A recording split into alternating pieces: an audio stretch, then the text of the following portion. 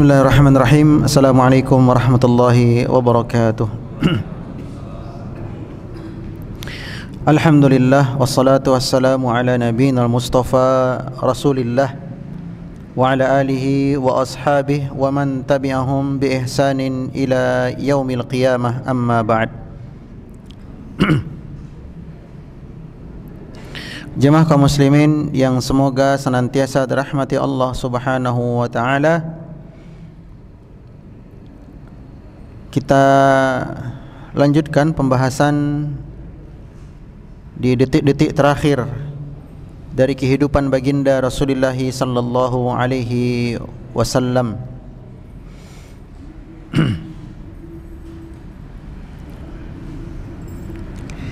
Kita sudah masuk ke hari H-nya, hari di mana Nabi kita wafat,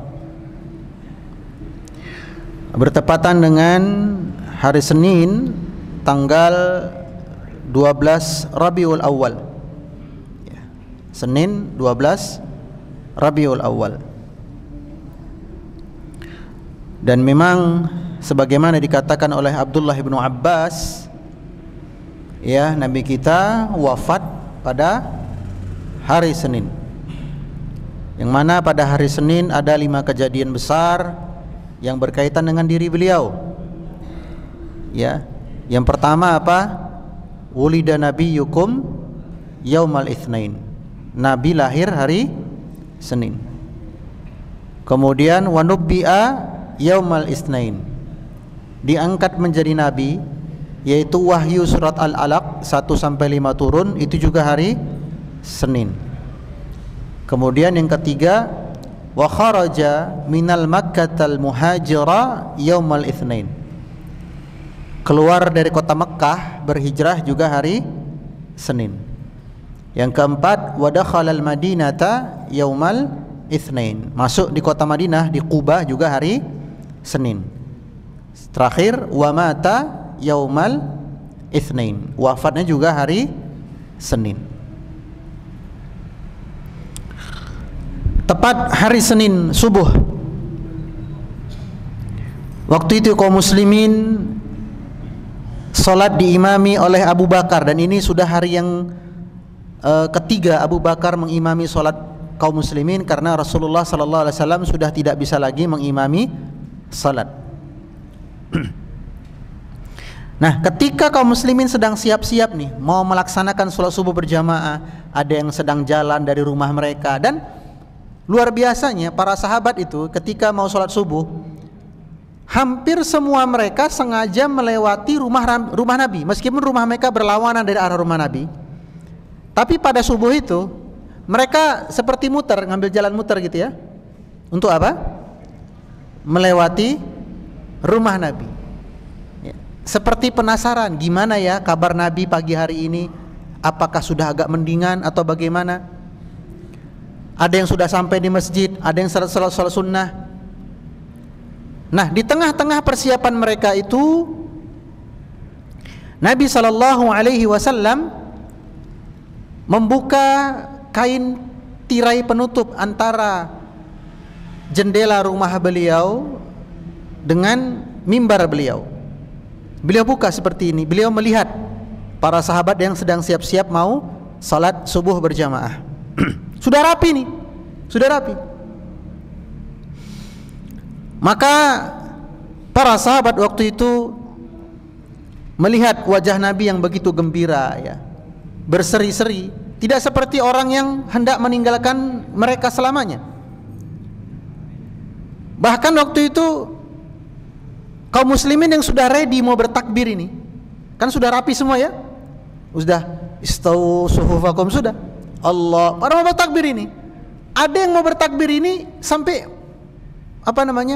melupakan takbiratul ihramnya karena bahagia melihat wajah Rasulullah yang seperti sudah segar kembali ya, seperti agak sehat gitu ya. Abu Bakar pun mengetahui hal tersebut, maka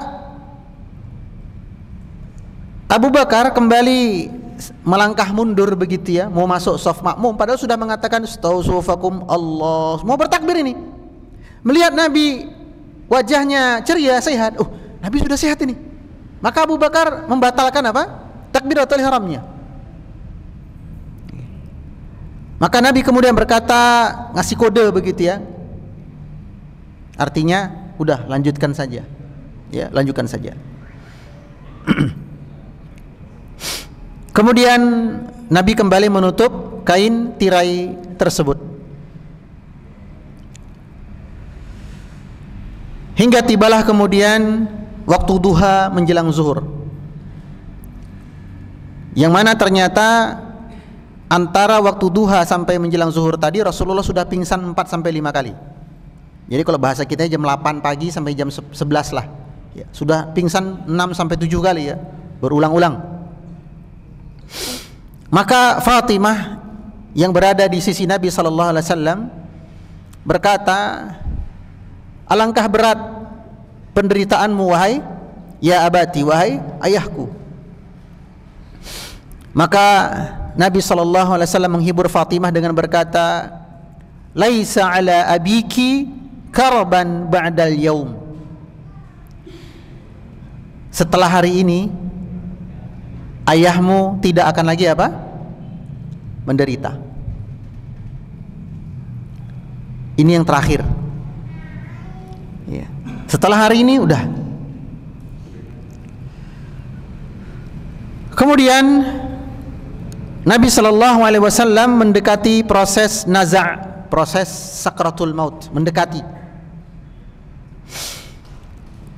Beliau berwasiat kepada istri-istri beliau dan keluarga beliau yang berada di rumah tersebut dengan berkata, as-salatu as-salatu wattaqullah fima malakat aymanukum. Kata Nabi, perhatikan urusan salat kalian, perhatikan betul-betul urusan salat kalian, dan bertakwalah kalian kepada Allah dalam urusan budak-budak milik kalian ini. Padahal kondisinya waktu itu Nabi kita sudah apa? Mau memasuki fase naza'. Naza' itu proses pencabutan nyawa. Tapi sebelum naza' mesti ada apa namanya? Sakaratul maut ya. Tapi Nabi masih berwasiat, Nabi masih memikirkan umatnya, as-salatu as-salatu, perhatikan urusan salat kalian. Yang Nabi suruh perhatikan sini apa aja? Satu, apa kira-kira yang Nabi suruh perhatikan dalam masalah salatnya? Bukan waktunya saja, tata caranya.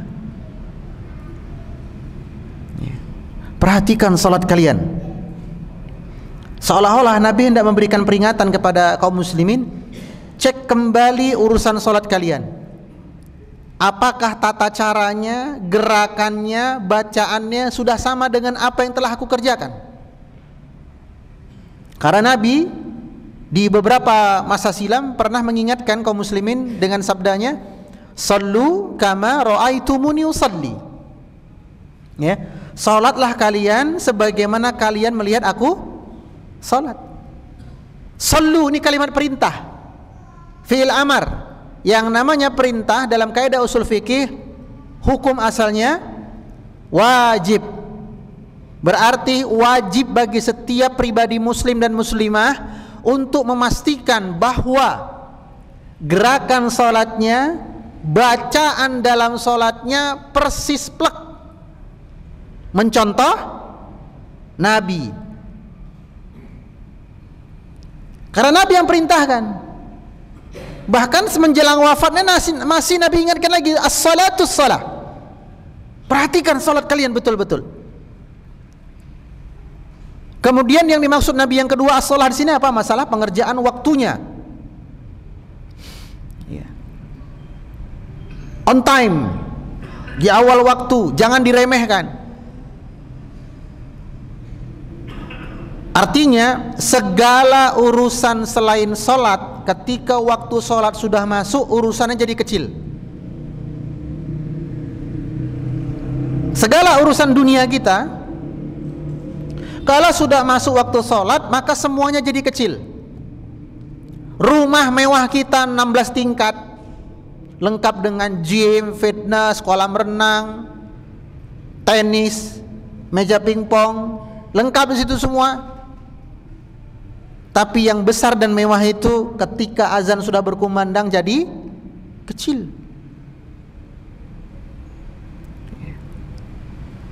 Maka perhatikan salat.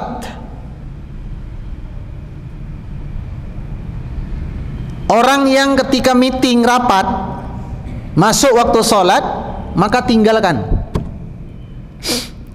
Hentikan sejenak rapatnya, hentikan sejenak meetingnya, kerjakan dulu salat. Karena apa? Nanti Allah yang kasih kemudahan. Mungkin lagi panas situasi, belum ketemu solusi, ini masalah seperti gimana? Arihna bis salah. Ingat kata Nabi. Nabi perintahkan kepada Bilal apa? Arihna bis salah. Wahai Bilal, istirahatkan pikiran dan fisik kami dengan salat. Tenangkan jiwa kami dengan salat. Kecuali perkara yang sangat darurat. Contohnya apa? Operasi bedah pasien, ya, yang nggak bisa ditunda begitu loh. Operasi bedah pasien kan? Pasien ini kritis nih. Apalagi bedahnya bedah dengan tingkat resiko paling tinggi. Maka ini boleh ditunda salatnya. Niatkan di jamak biar gampang. Ya. Adapun perkara yang enggak urgen-urgen banget, jangan ditunda urusan salatnya. Contohnya apa? Nikahan. Maka upayakan kalau ngadakan acara pernikahan jangan sampai motong waktu salat. Kan percuma kan? Nikah itu doa yang paling banyak dibaca, semoga jadi keluarga yang sakinah, mawaddah, rahmah. Tapi salatnya di nomor sekian kan? Ada yang khawatir, wah nanti make up saya seperti apa nanti kalau wudhu lagi. Ini bedak dah 7 lapis, sudah kayak kerak bumi. Lipstiknya bagaimana? Nanti kalau saya wudhu dadak dandan lagi, subhanallah. Nah, rumah tangga mau seperti apa yang mau kita bangun kalau perkara sholat jadi nomor sekian? Maka termasuk juga anak-anak kita, perhatikan urusan sholat mereka. Bahkan perhatian kita kepada mereka tentang urusan sholat harusnya lebih banyak daripada perhatian kita kepada mereka tentang nilai rapor. Betapa banyak orang tua yang salah prioritas kehidupan. Orang tua yang begitu rempong, ribet berkaitan dengan nilai rapot anaknya, tapi anteng-anteng baik. Biasa aja kalau anaknya ketinggalan masalah sholat. Anaknya nilai yang paling rendah di rapot itu 2, matematika sama bahasa Inggris. Langsung tuh dipanggil guru les. Les matematika sama les bahasa Inggris. Anaknya kesiangan terus sholat subuh, nggak ada dipanggil guru les itu. Ini contoh nyata dalam kehidupan kita kaum muslimin, perkara sholat itu nomor sekian. Anak kesiangan bangun, sementara hari itu dia tes CPNS. Kira-kira apa yang terjadi pada keluarga tadi? Nah, anaknya nih hari ini mau ujian tes CPNS pagi, besok pagi nih. Kesiangan saomah. Kira-kira ributnya itu ribut kesiangan sholat subuh atau ribut kesiangan telat ujian? Telat ujian.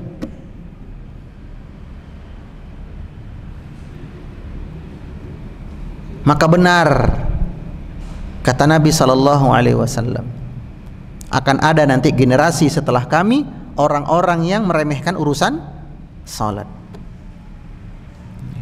Kemudian wattaqullah fima malakat aimanukum. Perhatikan budak-budak kalian. Bertakwalah kepada Allah dalam urusan budak kalian. Ya.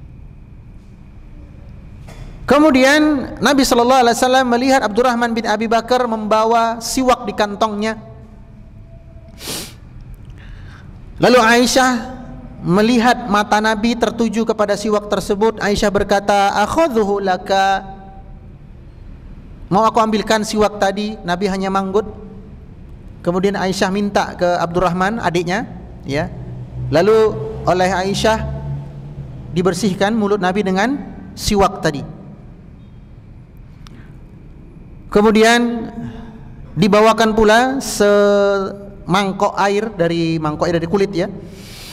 Lalu Nabi berkumur-kumur kemudian mengusapkan air tadi ke wajah beliau sembari berkata, "La ilaha illallah, inna lil mauti lasakaratin."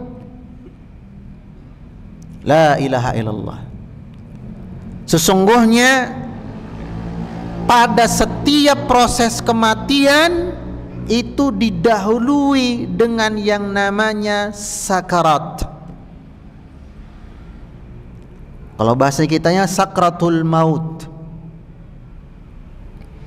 Lalu Nabi berdoa, "Allahumma inni ala sakratil maut." Ya Allah, mudahkanlah sakratul mautku. La ilaha illallah, inna lil mauti lasakaratin, Allahumma inni ala sakaratil maut. Kalau Nabi saja meminta kepada Allah agar Allah meringankan urusan sakratul mautnya, yang mana Nabi kita adalah hamba Allah yang paling Allah cintai, bahkan makhluk Allah yang paling Allah cintai. Tidaklah pintu surga terbuka kecuali beliau yang masuk pertama kali.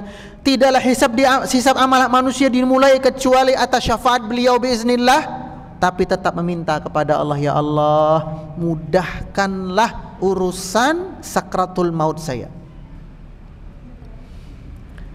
Emang sedahsyat apa, semengerikan apa sakratul maut sampai-sampai Nabi meminta kepada Allah agar diringankan sakratul mautnya. Umar bin Khattab pernah ditanya, "Ya Amiral Mu'minin, akhbirna anis sakarat." Wahai Amiral Mu'minin, bisakah kau gambarkan kepada kami seperti apa sakratul maut itu? Maka Umar berkata, "Bagaimana menurut kalian kalau diambil sebuah kayu, lalu kayu tersebut kayu yang kasar, kemudian kayu tersebut dililit dengan besi, kawat-kawat besi yang ada runcing-runcing durinya. Runcing duri tadi runcing duri yang berkarat. Lalu kemudian dimasukkan ke mulut salah seorang di antara kalian sampai mengadu isi perutnya lalu ditarik sekencang-kencangnya. Bagaimana menurut kalian?"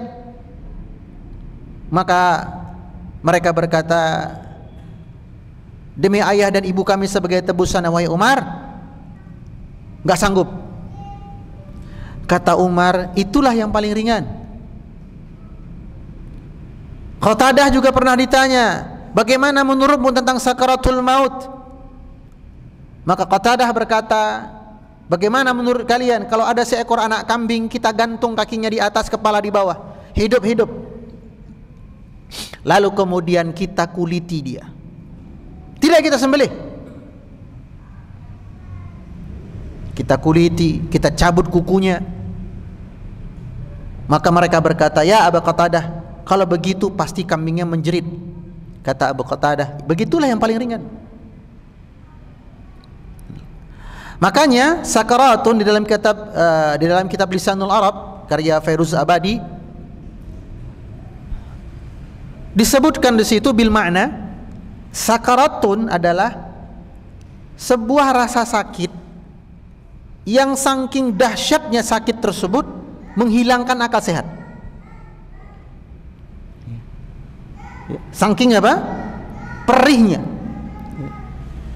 Saking mengerikannya proses sakaratul maut itu menghilangkan akal sehat. Bahkan itu pun dialami Nabi kita sallallahu alaihi wasallam. Maka melihat apa yang dialami oleh Nabi ini, Aisyah radhiyallahu anha iba, sedih begitu ya, menangis Aisyah. Karena waktu itu Nabi berada di senderannya Aisyah. Aisyah berkata, dulu aku mengira bahwa Nabi pasti sakaratul mautnya mudah karena beliau kekasih Allah, pasti mudah. Tapi ketika aku melihat bahwa seorang Rasulullah saja demikian berat sakaratul mautnya, maka menurutku aku tidak bisa selamat. Ini ucapan tulus dari seorang ummahatul mukminin. Dulu aku mengira apa? Kalau seorang nabi, seorang rasul pasti sakaratul mautnya enteng, mudah. Namun ketika aku melihat seorang Rasulullah sekalipun sakaratul maut yang demikian berat, maka menurutku aku mungkin tak bisa melewatinya. Lalu Aisyah mendengar Rasulullah sallallahu alaihi wasallam berdoa, ma'alladzina an'ama Allahu alaihim minan nabiyyin was-siddiqin wasyuhada was-salihin wa hasuna ulaika rafiqa. Ya Allah, tempatkanlah kami bersama orang-orang yang telah Engkau berikan nikmat atas mereka di akhirat.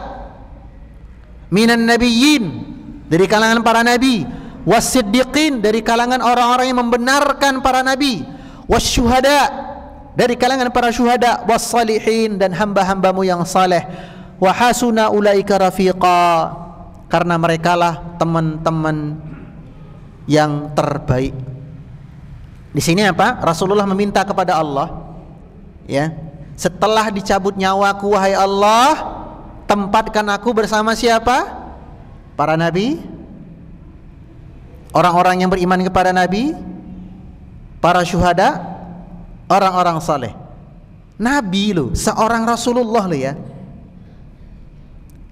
Kan sudah jelas bahwa beliau adalah nabi yang paling mulia, hamba yang paling mulia, orang soleh yang paling soleh, syuhada yang paling syuhada, siddiq yang paling siddiq. Tapi masih meminta kepada Allah, tempatkan aku ya Allah bersama para nabi, siddiq, orang-orang saleh. Di akhirat Nabi minta seperti itu. Kenapa? Karena di akhirat tempat kita kembalikan cuma dua, nggak ada yang ketiga, nggak ada. Tempat kembali cuma dua. Kalau bukan ke surga, ya ke neraka. Nggak ada yang di antara surga dan neraka itu, nggak ada.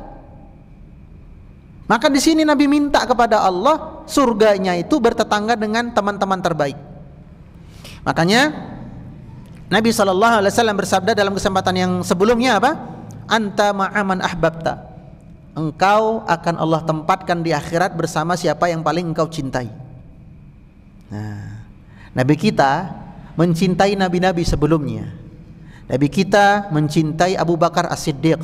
Nabi kita mencintai para syuhada. Nabi kita mencintai orang-orang saleh. Maka hati-hati dalam mencintai seseorang, mengidolai seseorang. Kenapa? Karena di akhirat kita ditempatkan bersama mereka. Kemudian Nabi SAW apa namanya gini? Dah jatuh kepala beliau, sudah jatuh ya. Sudah jatuh, benar-benar lemas sudah. Menyandarkan kepala beliau di bahunya Aisyah.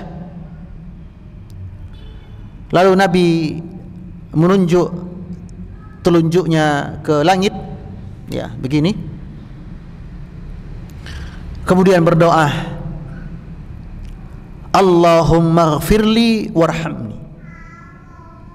Ya Allah, ampuni aku. Warhamni, kasihi aku. Wa alhiqni birrafiqil a'la, dan tempatkan aku di ar-rafiqul a'la, yaitu surga yang tertinggi. Allah maghfirli, ampuni dosaku ya Allah. Warhamni, limpahkan kasih sayangmu kepadaku ya Allah. Wa alhiqni birrafiqil a'la, dan tempatkan aku ya Allah di surga yang tertinggi, yang paling mulia. Beliau mengucapkan doa itu berulang-ulang. Maka ketika beliau semakin lemah, tangan yang tadi beliau angkat jatuh, tinggal jari telunjuk saja yang menghadap ke atas. Beliau berkata, Ar-Rafiq Al-A'la, Ar-Rafiq Al-A'la, tempat yang tertinggi, tempat yang tertinggi, tempat yang tertinggi.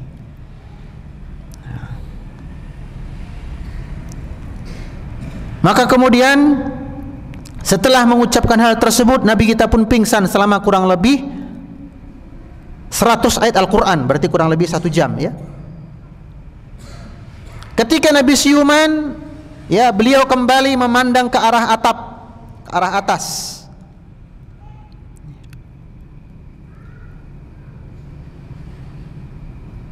Kemudian sembari membaca lagi doa, Allahumma ar-rafiqul a'la, Allahumma ar-rafiqul a'la. Ya Allah, masukkan aku ke surgamu yang tertinggi. Itulah ucapan terakhir beliau. Kemudian tangan beliau pun jatuh. Tangan beliau sudah lemas, kepala beliau sudah jatuh di sandarannya Aisyah. Dan Aisyah lah yang paling merasakan kesedihan. Kenapa? Karena proses wafatnya Nabi di rumahnya Aisyah, di pangkuannya Aisyah, di depan matanya Aisyah. Kemudian Aisyah berkata, "Fawalladzi nafsi biyadihi, demi zat yang jiwaku berada di tangannya," atau demi Allah kalau bahasanya kita, belum pernah aku mencium aroma wangi yang lebih wangi daripada saat ruhnya Nabi dicabut. Belum pernah aku mencium aroma semerbak yang wanginya demikian harum memenuhi satu ruangan, melebihi aroma wangi ketika ruh sang Nabi dicabut. Hal ini selaras dengan apa yang pernah Nabi sabdakan, perbandingan antara ruh orang mukmin yang dicabut dengan ruhnya orang kafir.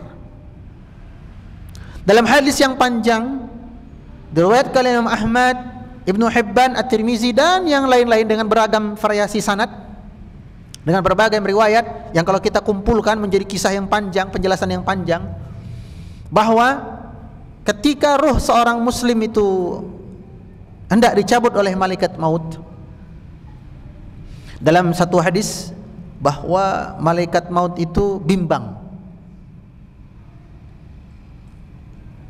Bimbangnya begini, kalau dicabut dia kesakitan, sementara dia orang muslim, orang mukmin, orang saleh, aku nggak tega.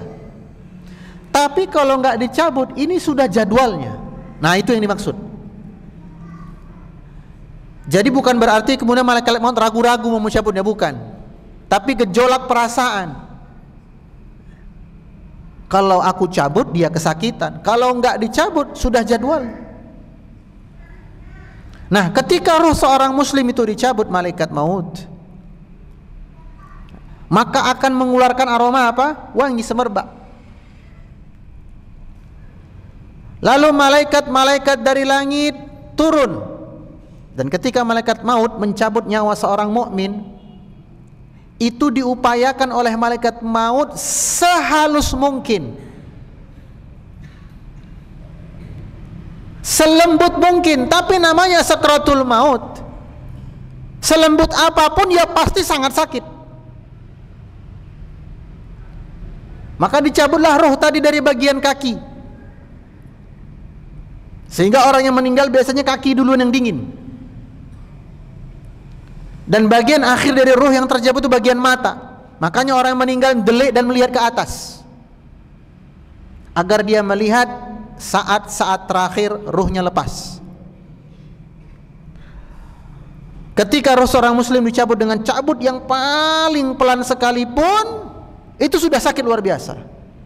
Kemudian mengeluarkan aroma wangi. Aroma wangi ada yang aromanya wanginya hanya bisa dicium oleh para malaikat, ada yang tercium oleh manusia juga. Ya, tergantung level kesolehannya.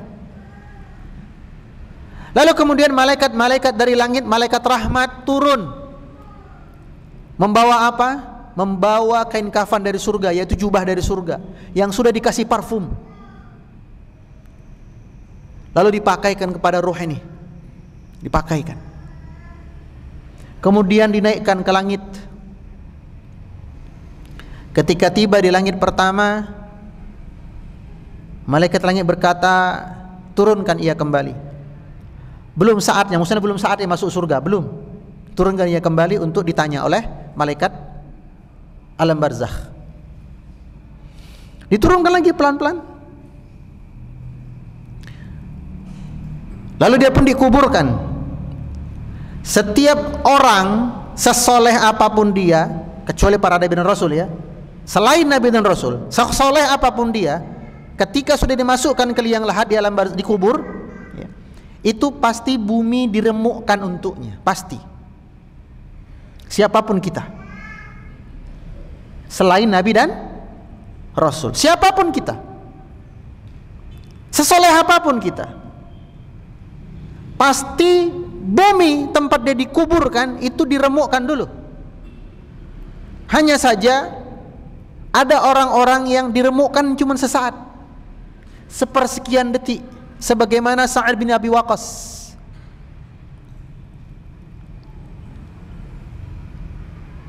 Sebagaimana Sa'id bin Rabi' al-Ansari, yang ketika dia wafat, Nabi SAW berlari dari rumah beliau, dikejar Ali nggak terkejar. Lalu ketika ditanya Rasulullah, kenapa kau lari? Karena aku berebut hendak memandikan Sa'id ibn Jubair. Kenapa? Karena malaikat-malaikat dari langit sudah turun untuk memandikan ruhnya. Dan sungguh nanti dia dikubur akan disempitkan sesaat, tapi tetap disempitkan. Semakin banyak dosa berarti kesempitannya semakin lama, hingga kemudian antar tulang rusuknya itu ketemu dan masuk. Semakin banyak maksiatnya, semakin keras rembukannya. Sesaat saja kalau dia orang saleh banget. Kemudian apa? Dia pun mendengar langkah orang yang terakhir kali pergi dari pekuburannya. Masih dia dengar. Lalu datanglah malaikat yang bertanya dengan 3 pertanyaan. Dia didudukkan. Pertanyaannya pertanyaan dasar anak TK. Siapa Tuhanmu? Apa agamamu? Siapa nabimu? Pertanyaan anak PAUD. Siapapun kita yang mati, mau matinya mati level tingkat SD, mau matinya level tingkat SMP, SMA, sekelas profesor sekalipun, gak akan Allah ubah pertanyaan yang dibawa oleh para malaikat tersebut. Pertanyaannya sama, Man Rabbuk. Tapi ingat, pertanyaan yang mudah ini hanya bisa dijawab dengan ilmu dan amal, keimanan, bukan kecerdasan. Ya. Maka orang mukminin bisa menjawab, Tuhanku Allah, agamaku Islam, nabiku Muhammad. Kemudian kuburan dilapangkan sejauh mata memandang. Lalu ditiupkan kepadanya angin dari surga. Udah lapang, silir, sejuk. Kemudian ditampakkan kepadanya calon istana surganya nanti. Lalu dia berdoa kepada Allah, ya Allah segerakan kiamat, aku udah gak sabar masuk ke istanaku. Maka dikatakan kepadanya, isbir, sabar, belum saatnya. Lalu gak berapa lama kemudian datanglah sesosok makhluk yang baik rupanya.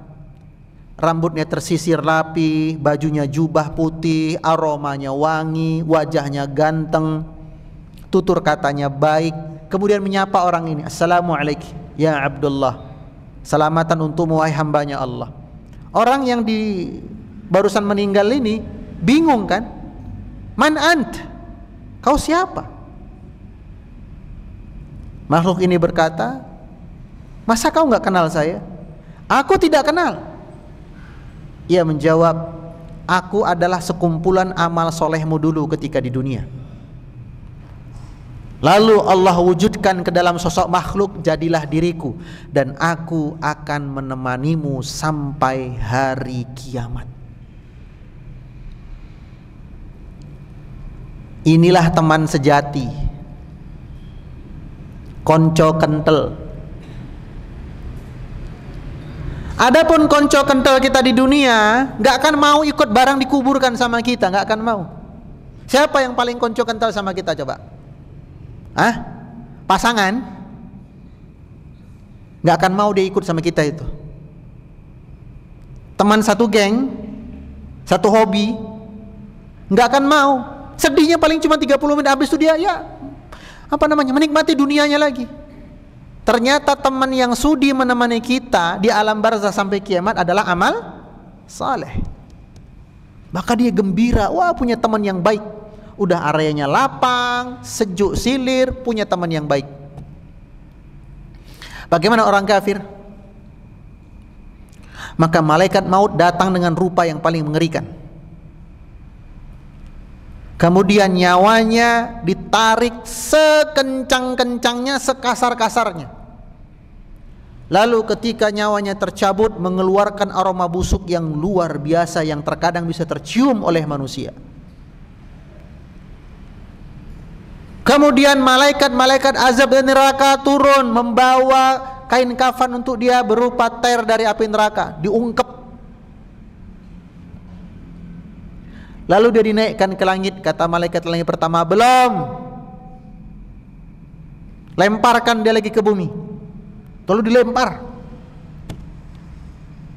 Kemudian didudukkan. Datang malaikat yang bertanya, man rabbuk? Dia berkata apa? Apa-apa, saya nggak ngerti. Cambuk. Tanya lagi, ma dinuka, apa agamamu? La adri, saya nggak tahu. Cambuk lagi. Sampai 3 kali. Lalu ditimpakan azab kepadanya. Disempitkan kuburnya sesempit-sempitnya. Lagi sumpak-sumpaknya dia dengan sempitnya tersebut, ditiupkan kepadanya hawa panas dari neraka. Lalu ditunjukkan kepada dia, inilah tempatmu nanti. Dia berkata, ya Allah, jangan buru-buru hari kiamat. Masih mending aku diazab di sini daripada di neraka. Lalu kemudian datang makhluk yang rupanya jelek, rambutnya acak-acakan, bau, compang-camping, dan kosakatanya kasar, datang kepada dia. Dia yang sedang sumpek karena tempatnya sempit, hawanya panas, melihat pemandangan kok lembah neraka, datang makhluk yang jelek. Dia tanya, kau siapa? Makhluk ini berkata, kau tidak kenal denganku? Akulah amal burukmu dulu ketika di dunia, dan aku akan menemanimu sampai hari kiamat. Maka dia berkata, sakilat, celaka aku. Udah tempatnya sempit, sumuk, punya teman jahat. Inilah perbedaan antara proses kematian seorang mukmin dengan orang kafir.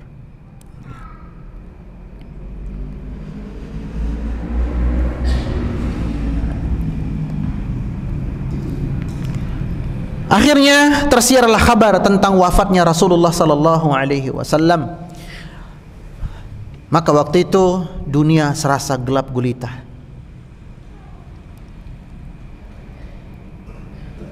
Tidak ada hari yang lebih buruk bagi kaum muslimin waktu itu melebihi hari di mana Nabi kita wafat. Kebetulan di momen wafatnya Nabi, Abu Bakar sedang tidak di situ. Abu Bakar sedang di rumah. Yang berada di luar sisi rumah Nabi itu ada Umar. Ketika dari dalam rumah terdengar suara inna lillahi wa inna ilaihi raji'un, Umar berkata, ada apa di dalam? Maka Al-Fadl, sepupu Nabi, berkata, qad mata Rasulullah sallallahu alaihi wasallam. Nabi kita sudah wafat. Rasulullah sudah wafat. Umar yang mendengar berita tersebut kalap. Saking terpukulnya, Umar hendak menolak fakta ini. Sebenarnya hatinya yang terdalam mengakui kejadian tersebut, namun gejolak emosinya mengalahkan akal sehatnya. Umar kemudian berdiri, kemudian menghunuskan pedangnya. Apa kata Umar? Sungguh demi Allah, Rasulullah tidak wafat. Rasulullah seperti Nabi Musa meninggalkan kaumnya sejenak, pergi ke Bukit Tursina untuk menerima wahyu yang lain. Nanti pasti Nabi akan kembali kepada kita. Barang siapa yang sekali lagi berani mengatakan Rasulullah wafat, maka pedangku akan ia temui. Umar marah. Ya. Ketika suasana makin kacau seperti itu, pas Abu Bakar kemudian datang.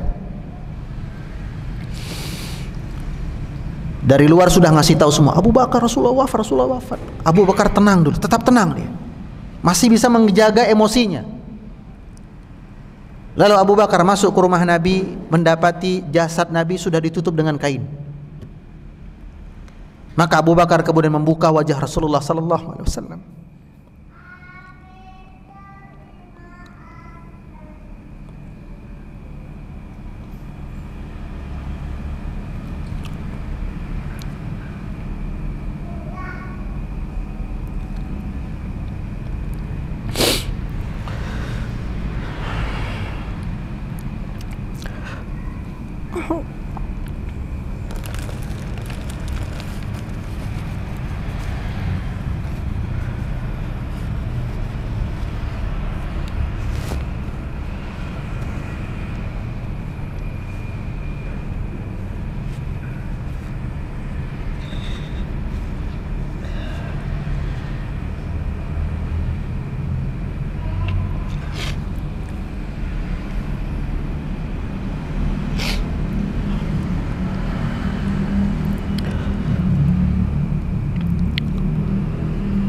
Maka Abu Bakar kemudian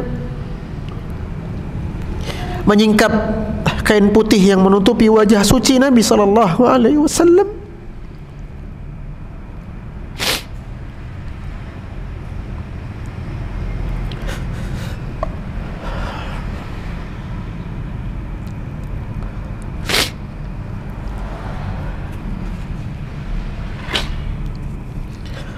Kemudian mencium kening beliau.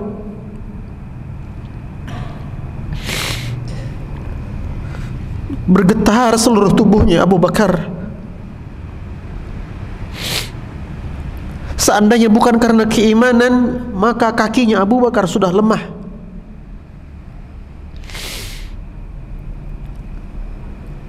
Kemudian Abu Bakar berlutut di sebelah jasad Nabi sallallahu alaihi wasallam, lalu mencium kening beliau sambil berkata, "Bi abi anta wa ummi, tibta hayyan wa mayyitan." Engkau wahai Rasulullah tetap wangi, tetap harum, baik ketika engkau masih hidup maupun setelah engkau wafat.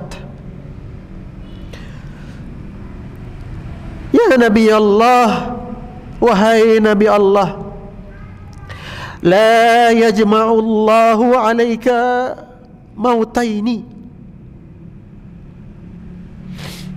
Wahai Nabi Allah, Allah tidak mengumpulkan padamu dua kali kematian. Ammal mautatul lati kutibat 'alaika faqad mataha. Sungguh wafatmu wahai kekasih hatiku telah ditetapkan oleh Allah dan engkau telah melaluinya. Lalu Abu Bakar keluar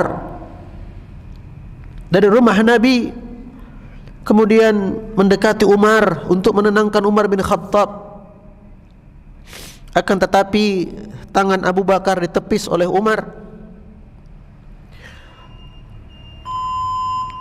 Lalu Abu Bakar berkata, amma ba'du, faman kana minkum ya'budu Muhammadan sallallahu alaihi wasallam fa inna Muhammadan mata.